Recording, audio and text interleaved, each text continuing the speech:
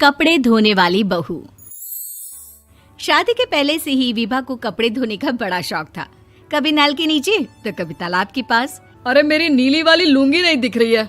विभा की अम्मा, कहाँ रखी है लुंगी? अरे वो तो विभा ने परसों ही धोकर रखी थी आपकी अलमारी में, देखो वहीं होगी। वो ना मैंने आज धो दी, मुझे लगा कि गंदी हो गई होगी। अरे कैसे गंदी हो गई थी? उसे तो मैंने पहना भी नहीं। हे भगवान, इस लड़की के कपड़े धोने की आदत से परेशान हो गया हूँ मैं।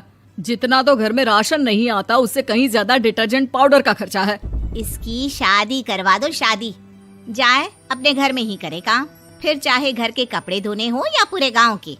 हाँ ठीक बोल रही हो, देखता हूँ मैं कोई लड़का। वो दिन भी आ जाता है जब विभा को देखने लड़के वाले आ जाते हैं। लड़की मुझे अच्छी लगी। होने वाली सास कहती है, बेटी अगर कुछ पूछना है तो पूछ लो।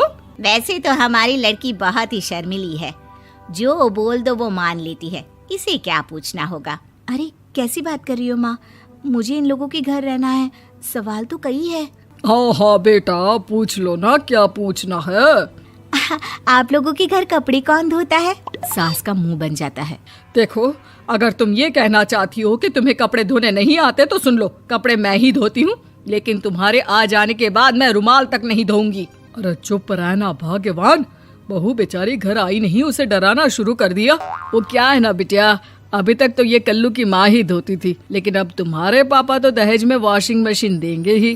तभी विभा की माँ बोल पड़ती है, सवाल भी पूछा तो क्या। वैसे भाई साहब, मशीन की तो फिर भी कपड़े धोने की कैपेसिटी होती है। मतलब जो बिटिया दे रहे हैं ना विभा, इसे कपड़े धोने का बहुत शौक है। ये आप लोगों के क्या, आस पड़ोस गांव मोहल्ले सबके कपड़े धो दे और उफ तक ना करे। बाहर देखा नहीं आपने कितने कपड़े सूख रहे हैं? सब हमारी बिटिया ने ही तो धोए हैं। बस भी करो ना माँ, शर्म आ रही इतनी तारीफ सुनकर। और तो और एक दाग निकाल कर दिखाओ तो मान जाऊं। हाँ अच्छा, माफ करना बेटा, मैंने गलत समझा। हमें तो रिश्ता बहुत पसंद है। और ऐसे जुड़ जाता है रिश्ता कपड़े धोने का शौक रखने वाली विभा का। उसकी शादी हो जाती है कोयला फैक्ट्री में काम करने वाले कल्लू के साथ। शादी के बाद अचानक विभा चिल्लाती हुई सास के पास आती है। सासू माँ, अरे सासू माँ कहाँ है आप? ये तो धोखा है, धोखा दिया आप लोगों ने मुझे। इसे ससुर के चक्कर के बारे में पता चल गया।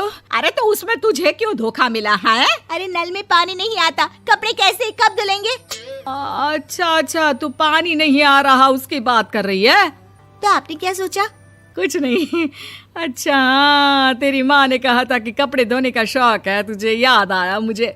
शौक बोलकर कपड़े धोने वाले मेरे जुनून को कम ना आके सासू माँ, कपड़ा धोना मेरा गुरूर है। तभी पति भी वहाँ आ जाता है। अभी मैंने इसे सनी देओल की फिल्म दिखाई है, उसी के डायलॉग मार रही है माँ। अच्छा सुन, साफ बता रही हूँ, पानी सुबह 4 से 6 और शाम को 10 से 12 आता है, समझी? विभा टाइमिंग सुनकर हैरान हो जाती है। ये क्या भूतों का मोहल्ला है? सुबह 4 बजे उठकर कौन कपड़े धोता है? 4 बजे टंकी में पानी जाता है, फिर सारा दिन धोना ना, किसने मना किया? अरे कैसी बात कर रही हैं? 200 लीटर की टंकी में कितने कपड़े धो लूंगी मैं? सुबह ही उठ जाऊंगी मैं। अब क्या था, विभा सुबह 4 से लेकर रात के 12 बजे तक कपड़े ही धोती रहती। एक रोज सास पड़ोस से निकलकर कहीं जा रही होती है कि साथ वाली कहती है, हाँ कल्लू की माँ, जरा ये बताओ कि 2 साड़ी है, 2 ब्लाउज और एक पेटीकोट और एक नाड़े वाला लंबा कच्छा। हाँ तो? अरे तो क्या, कितना लोगी धुलाई ये बताओ। धोबन दिख रहे हैं हम क्या? हमारे पति सरकारी नौकरी से अभी रिटायर हुए हैं और बेटा सुपरवाइजर है कोयला फैक्ट्री में। धोबन समझ रखा है हमें।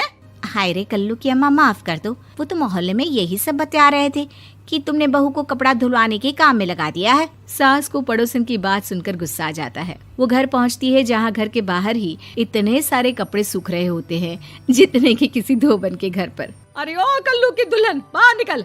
माँ जी यहीं आ जाओ, बाथरूम में चादर धो रहे हैं हम। अरे अभी हम धोते हैं, तुमको बाहर निकलो। ये आस पड़ोस वाले बोल रहे हैं कि हम बहू से कपड़े धुलवा कर उसे कपड़ा धोने वाली बना दिए हैं। अरे छोड़ो ना माँ जी, किन लोगों की बातों में आती हो? आस पास के लोगों का तो काम ही होता है कि वो किसी तरह सास बहू को लड़ा दे। बहू सारे घर के कपड़े धोती है, ये क्या कम है? बोलिए। सास को भी लग जाता है कि वो बहू का ये सनकीपन नहीं छुड़वा सकती, इससे अच्छा है कि खुद ही चुप हो जाए। एक रोज सास और बहू मंदिर जाते हैं, जहाँ सास की साड़ी वहाँ खड़ी भीख मांगने वाली से मिलती है। माँ जी क्या बात है, आपकी साड़ी उस भिखारन से कितनी मिल रही है ना? हाँ हाँ देखो तो, दोनों की साड़ी मिल रही है। क्या बात है कल्लू की अम्मा, तुम खुद को तो अफसर की बीवी बताती हो और ऐसी सिंपल सी प्लेन साड़ी पहनकर घूमती हो। सिंपल और प्लेन नहीं है ये साड़ी। तो क्या सोने के धागे से फूल बने हैं? कुछ भी सासू माँ, कुछ भी। हाँ बने थे इस साड़ी में सोने के धागे से फूल। मेरे पति लेकर आए थे मद्रास से स्पेशली मेरे लिए 10,000 की। ताहे भाई साहब इस भिखारन के लिए भी सेम टू सेम साड़ी लेकर आए होंगे 10,000 की।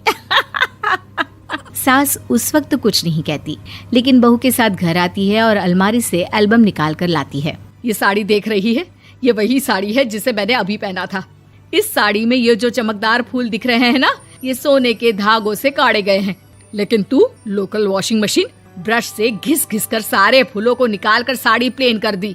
मुझे माफ कर दीजिए सासू माँ। और तो और, जब मैंने तुझे तेरी गलती के लिए कुछ नहीं कहा, लेकिन तूने तो सबके सामने मेरा मजाक ही बना दिया। क्यों? बहू को समझ में आ जाता है कि अब से उसका कपड़े धोना बंद। Please subscribe our channel for more such type of videos. Thank you. And also don't forget to press the bell icon